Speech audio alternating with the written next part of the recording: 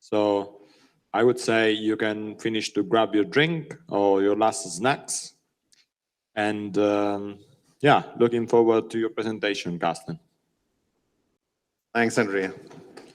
So I just start. I mean, whoever wants to talk can talk, and I hope you can take something with you because it's your lifetime and your energy, basically. So run Couchbase on hybrid clouds. Some words about me. I'm a specialist solution architect with Red Hat, and anybody in the audience who does not know Red Hat at all? Oh, okay, great. I'm happy to hear this because sometimes there are even folks who do not know what Red Hat is. And I just, yeah, of course. But the question is, do you know who Red Hat is? And there are actually IT people at our customers who never heard about Red Hat and thought, well, okay, you're in IT and you do not know Red Hat, the biggest open source company in the world. Anyway, yeah, I'm a father of 5 with Red Hat since several years. Normally we count 1 year with Red Hat, 7 years in the real world because, I mean, we get thousands of mails throughout the community mailing lists and it's just amazing and unbelievable. So you can do your math on your own. There's only one thing I want to stress, and this is, I just try to, no, it doesn't work. This could be the catalyst in communities and so on and so forth. And basically, the essence of Red Hat is in this mission statement, it's creating better technology the open source way. So we live open source. Everything, every product from us is open source, all the enterprise stuff. So there's nothing there. You cannot look into it. So basically, at least all the upstream stuff. Maybe not some configuration files, I think, but basically, you know, CentOS maybe, or the other Linuxes which are derived by Red Hat Enterprise Linux come from there. And this is really what drives me day by day. So anybody in the audience who does not know who this guy is, or maybe was, because now he looks a little bit differently. Somebody, okay, okay. This is Mark Andreessen. He is the co-creator of the Mosaic browser, which became Netscape and basically then Firefox. And yeah, he founded a venture capital company and is now estimated $1.7 billion net worth. So he's quite influential in the IT industry, and more than 10 years ago, he said something like, software is eating the world. Maybe you have heard it. I think everybody knows this sentence. And basically what he said is, everything that drives the world is based on software in a way. I mean, of course, we humans have our heart, but just, I mean, in the business world, you can't do nearly a transaction normally without having software involved. And today, the question is, which software today is driving our world? And basically, if you look at this, it's really what drives the cloud business, especially the multi-cloud business or the hybrid cloud business. And this means basically all the companies, I normally work in the financial and insurance sector, all the industries are heading towards some sort of cloud. If you look at Omio, they use Google Cloud and they have their strategy. And the interesting thing is, many of them have something like a private cloud. That means they run something like a larger Kubernetes cluster environment in-house, and also they have a public cloud. And this is quite interesting. So we have basically this hybrid cloud approach, though we see, at least in the industry I work in, a trend to go to one cloud provider, for example, Google, which is quite common at the moment, also in the FSI world. And still, they have some workload which is bare metal and in-house. So yeah, the question is now, how can we operate, for example, Couchbase workload on the multi-hybrid cloud? It's not so easy in a way, right?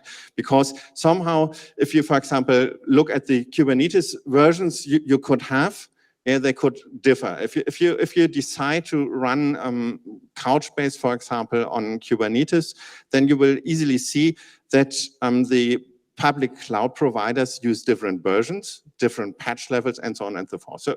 And also, I mean, somehow you need to orchestrate it, and maybe you want to have your Couchbase workload on different environments, right? And I call this problem the moving target platform dilemma, because how can you ensure that your workload and the service in Kubernetes is just like Couchbase running, because basically every workload is called service. How can you ensure that it really behaves the same in the different environments? That's quite complicated. And even more, how can you ensure that it is as secure as on the other environments? And if you think about something like the logical applications, in the beginning, in the old times, yeah, people try to containerize workload and thought it's always the same, but we found out it's not, because you can't really take care of the individual container. So you went to Kubernetes as the de facto technology. Thanks Google. We had several approaches, right? And actually Red Hat was the #1 after Google who came into play with Kubernetes. Yeah, we have basically some sort of possible automation for container workload, and that is basically equal to a cloud workload, but that is basically not enough. If you look at running Kubernetes, you will see there are different layers, different infrastructure layers, and it really starts with the base operating systems. Then you have your container runtimes, and so on and so forth. So it's quite a lot what you have to run Kubernetes itself. And if you then think about this moving target platform dilemma, you see that having different base operating systems is maybe not so funny. Have different base libraries on your operating system is also not so very funny. And if you then also have different container runtimes, then your containers can behave differently, and so on and so forth. You can't even run vanilla Kubernetes in these versions I mentioned, because you need at least decide about your networking plugin. You can't just run it, right? You can't make it productively just by installing it. And there's even more. You have different versions and patches. For example, if you run AKS, you have a specific Kubernetes version. Actually, this is very interesting. Microsoft publishes their source code from their Kubernetes patches on GitHub. I'm not sure about Google, actually. But anyway, yeah, you need to check this source code, basically, right? And there are many other components you have, which finally you need to take care of somehow. And it really comes worse if you think about security, because Kubernetes itself has so many different attack vectors. And wherever now you have a different moving target platform, that means suddenly you get a different version or a different patch from your cloud provider, you need to take action, right? And this can become very complicated. And the question is now, how can you solve this dilemma? And one thing is, you take care of consistent platforming. That means you take care wherever you have your cloud provider, that at least for your specific workload you have, it's always the same which underlies Kubernetes. And the one thing you could do, for example, look at the different certified Kubernetes distributions, such as Red Hat OpenShift. Sorry for this, but actually we're the #1 in this business. And just to mention, there are many different certified Kubernetes distributions, and just choose one. Doesn't need to be OpenShift, of course. And the other thing is, come with a control plane product where you can really decide, okay, I have this specific Couchbase workload, and I will set up something like a policy that assures that this specific workload only comes to this specific Kubernetes version with the specific underlying operating system. So that's basically the idea. If you do this together, then finally you can solve this moving target platform dilemma, right? And one option also would, of course, be just use one big cloud provider like Omio does. And you have a consistent stack. I mean, there might be business risks also there, but at least you do not have this moving target platform dilemma. Okay, so yeah, what we say is basically try to operate everything consistently. And when we talk about operations, we come a little bit closer how to run Couchbase consistently. And there is something like a hidden superpower for Kubernetes, in my perception, and this is the operators. And with the operator, you can do stuff like, I mean, it's a little bit like, at least with Couchbase, with the autonomous operator, it's like having a cloud provider taking care of you, because you have something like a life cycle. So, which does everything from the install to upgrades, do everything which needs to be done, like backups, do all the analytics stuff, and basically do everything on autopilot, and that's possible. And Couchbase is one of the very few vendors who manage it to run, I mean, run their product without operations and fully automated. That's, I mean, an amazing piece of software, and unfortunately not open sourced. Anyway, this is, I mean, one approach. You can basically also run a hybrid cloud strategy if you want to, without having too much effort to maintain it if thinking about Couchbase. And when we think about, I mean, this operator, it's really, really easy. You see this here. These are just screenshots I just took, I think, Monday. And basically what you do is to install it, you just click a button, or you just apply a YAML file against Kubernetes. And then what needs to be done is just, I mean, create a secret, create a base bucket, and create the cluster itself just based on the YAML files, and finally, if you run it on OpenShift, create a route to especially address the Couchbase UI or the admin UI. Yeah, and that's basically what you need to do. I just left it for you. If you're just interested in, you can just look up the Couchbase Kubernetes documentation. So if you have the operator, that's all to get started with Couchbase and have a cluster up and running. I mean, not productively, of course. If you do it productively, you would rather follow a procedure like push this create Couchbase cluster button, and then you get a huge form, and there you can really leave all the details, or you just do it in the YAML file, but then you have something like some guidance. Now you might say, okay, I can install Couchbase very easily, also in the cloud, be it hybrid or in a multi-cloud environment.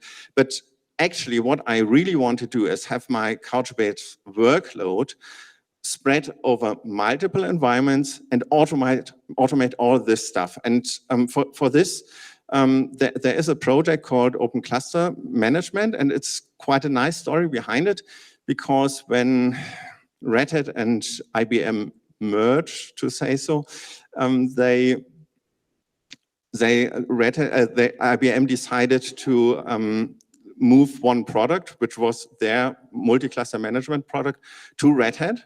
So around 100 people came to Red Hat, and all the stuff got open source. And then finally, we got other big players like Alibaba, Ant Group, Tencent, many Chinese companies, if I think about it, also Microsoft into play.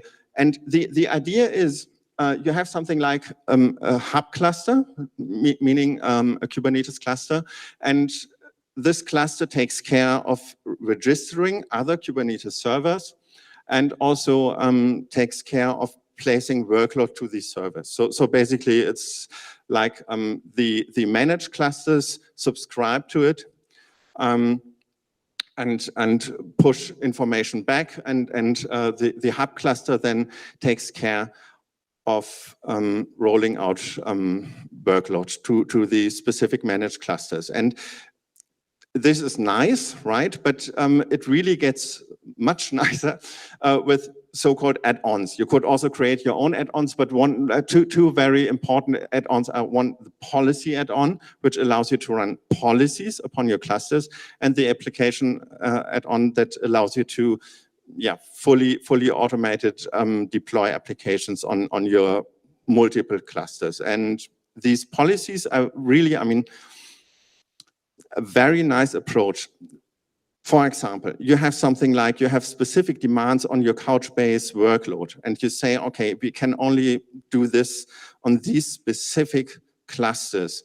Then you would just label these clusters and label the workload in Kubernetes, and the policy would then be something like only these clusters can be instantiated on these Kubernetes environments, right? And if you do this, then you have this fully automated. You can also, I mean, set up taints also where you can say the workload shall not go onto these clusters, of course. Stuff like that. It's super powerful, and I see it a little bit like the labeling ID from Kubernetes applied to many Kubernetes clusters. It's like in former times, someday I tweeted, I mean, several years ago, cluster is a new container because many customers tend to have specific workload on specific servers. Yeah, so it's like a little bit like handling in previous times around 2015, 16, individual instances of your cloud or your container environment. Yeah, just like from multi-cluster view. And the other thing is applications where you define basically what an application is, and you have so-called subscriptions, and the subscription could be, let's see if, yeah, this is better, could be, for example, a Git repository, a Helm repository, even an object store, and based on the subscription, the hub cluster looks into this subscription and the definitions and then decides on how to roll out an entire application. Yeah, I hope this is understandable. And basically there are other agents, to say so, OCM agents, which then take care of deploying it locally, right? So basically the definition of the application is copied then to the individual clusters, and they take care basically of spinning up the application itself. It very nicely works together with Argo CD. If you have something like a GitOps approach, then you can easily do this because the API of the Open Cluster Management allows also to interact with Argo CD, and so you can have, I mean, the full application lifecycle or Couchbase workload lifecycle from the left side to production. Yeah, so this is basically not, again, expressing it. And what does it mean? Basically, it allows you to consistently distribute your workload on several, I mean, target platforms with specific policies without having this horrible moving target platform dilemma. You can even go a little bit further with technologies like virtual subnets, like the Submariner or Scupper project. Actually, I haven't managed it here, haven't mentioned it here. And these approaches are like you spin a network, layer 3, 4, or Scupper 7, across multiple cluster installations, and then you can have your workload communicating over these multiple clusters. Of course, you will say, I think with the Couchbase we have too much high latencies. Nevertheless, this could be an approach, and actually several clusters are doing it. And the nice thing is this is supported by OCM also. So you can directly from a central point of view define your subnets or virtual subnets, and then span this over multiple clusters. If you think, for example, how complicated it is to set up a federated service mesh, maybe not such the Couchbase topic, but just an example where you carefully need to set up every single communication channel, this is an approach that could be feasible at least. Argo CD I already mentioned. If you have the culture within your company to follow GitOps approaches, and for example, Couchbase can also be easily installed, be installed with Helm, then this would definitely be a good approach to get your workload spun over multiple clusters. Then there's something, there are policies, placement policies that allow you to do something like dynamic scheduling. That is, if you still have enough resources, let's say with your cloud provider, or the cloud provider becomes cheaper or whatnot, then you could also do something like a dynamic scheduling over your target clusters just by these different policies, and yeah, it just works in near real time, to say so.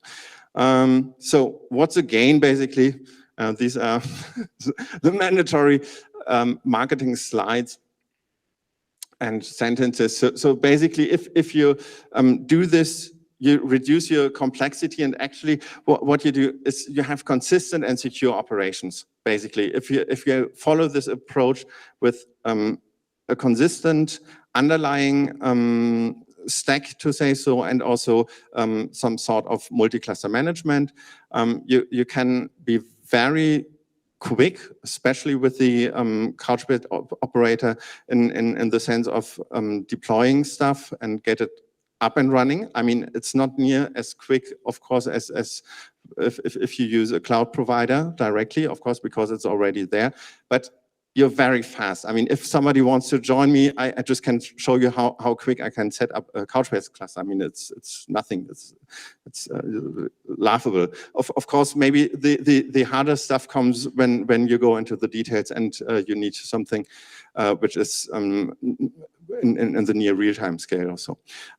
Yeah, you can easily bridge the gap between stateful data and stateless applications. Actually, I haven't really mentioned it here before. We have this VoltSync project, which allows to replicate stateful data, but with Couchbase, it's anyway not a problem at all. And yeah, this is actually just marketing now for Couchbase. Of course, you can unify your access and interaction with our type of better data. Anyway, from my point of view, to run also workload in a hybrid way, that means still have something in your own data center, or maybe at multiple cloud providers, is definitely good for your business, because the risk that you have if you just follow one provider could be very high. Yeah, and this finished my talk, and yeah, we can just move over to Q&A if you like to. Thank you very much.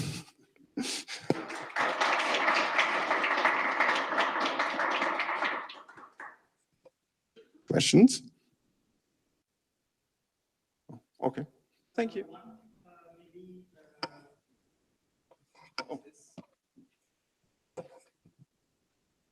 Hello. Oh, nice. So one probably very simple question. This operator, is this the autonomous operator from Couchbase, or is this like OpenShift specific operator? So actually, there are many good questions. So the question is the we are talking about the autonomous operator from Couchbase, or also other operators, basically. And actually, there are many operators in play. So we have this placement operator, and we have a specific policy operator, stuff like that. But basically, what I would recommend is using the Couchbase autonomous operator, because it comes with all the CRDs already, which then, if you just have installed it once, all you need to do is put the CRD to the operator and say, do whatever you need to do, and then your cluster is up and running. Really, if you want to see it, I just can show it to you. I mean, I have my laptop with me, or we can just do it on your computer. It's really super easy.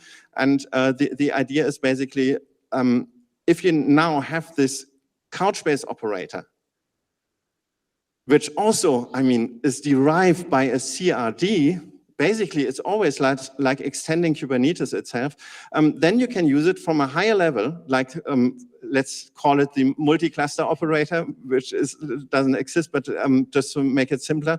And you pass then the Couchbase operator and the needed workload to it. Then you can say, okay, here is my level, and I want to instantiate these sort of Couchbase clusters on these sort of target Kubernetes environments.